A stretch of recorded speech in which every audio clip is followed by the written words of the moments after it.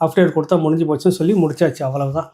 ஆக இனி வழக்கம் போல நினைச்ச அந்த தேர்தல் நெருக்கத்தில் ஒரு வீடியோ ஒன்று போட்டு போட்டு பேசக்கூடிய அந்த சகோதரியுடைய அந்த வீடியோவும் வராது. பதிலுக்கு இந்த தரப்புல கோவத்தில் எங்கேயாவது இடத்துல பிரஸ் மீட் இதையே சுற்றி சுற்றி கேட்கும்போது ஆமாம் அப்படித்தான் அவ அப்படின்ற மாதிரி எந்த தரப்புக்கும் வாய்ப்பு இனி இருக்காது, ஒரு முடிவுக்கு வந்தது. இதில் அதிகம் பாதிக்கப்பட்டது யாருன்னா திராவிட உடன்பிறப்பு சகோதரர்கள் சில பேர் தான். ஏன்னா அது நான் சொல்லலை, ஏற்கனவே அந்த அம்மாவே ஒரு வீடியோ போட்டிருக்காங்க. நானாடா அந்த மாதிரி வந்தால் நீங்கள் தான் வந்து என்னை கூப்பிட்டுட்டு போனீங்க, அவரை சீமானை எதிர்க்க முடியலனாக்கா என்னையாண்டா நீங்கள் பயன்படுத்துகிறீங்க, உங்களுக்கு ஆம்பளை இல்லை, உங்களுக்கு தில் இருந்தால் நீங்கள் எதிர்க்க வேண்டியதுனா தப்பு தப்பாக நிறைய பேசியிருக்கு. அதை நம்ம பேச வேணாம். இன்றைக்கி சமூக வலைத்தளங்கள் இருக்குது பேசி வீடியோ போட்டதெல்லாம். இப்போ அப்படியான நபர்களுக்கு இந்த தேர்தலுக்கு எதையாவது சொல்லி பயன்படுத்த முடியுமா அப்படின்னு பார்த்துட்டு அதற்கு வாய்ப்பில்லை அப்படின்ற ஒரு முடிவு வந்திருக்கிறது.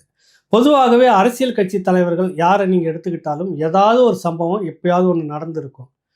அதை இப்போ எடுத்துக்கிட்டு வந்து பேசி நீ இப்படி அப்படின்னு விமர்சிக்கிறப்ப எதிர்த்தரப்புலையும் அப்படியான ஒரு விடயங்கள் தான் வெளியில் வரும். ஆக யதார்த்த கள அரசியல், நடப்பு அரசியல், இந்த அரசு இப்போது மக்களுக்கான திட்டங்களை சரியாக செய்ததா இல்லையான்றத விமர்சனத்தை தாண்டி நீ அப்படி இருந்த அப்படி, நேற்று நீ இப்படி இருந்த அப்படின்னு அரசியலுக்கு அப்பாற்பட்ட அது முழுக்க முழுக்க ஒரு அது பர்சனல்னு சொல்லுவாங்க. அவங்க சுயம் சார்ந்த ஒரு விமர்சனத்தை வந்து முன்வைக்கக்கூடிய ஒரு விமர்சனமாகத்தான் இன்றைக்கி அதிகமாக வந்துட்டுருக்குது. குறிப்பாக அது திராவிடத்தில் ரொம்ப கைவந்த கலையாக அது பெரியாரையே மிக மோசமாக கொச்சைப்படுத்தி எல்லா தளத்திலும் பேசியவர்கள் இவர்கள்.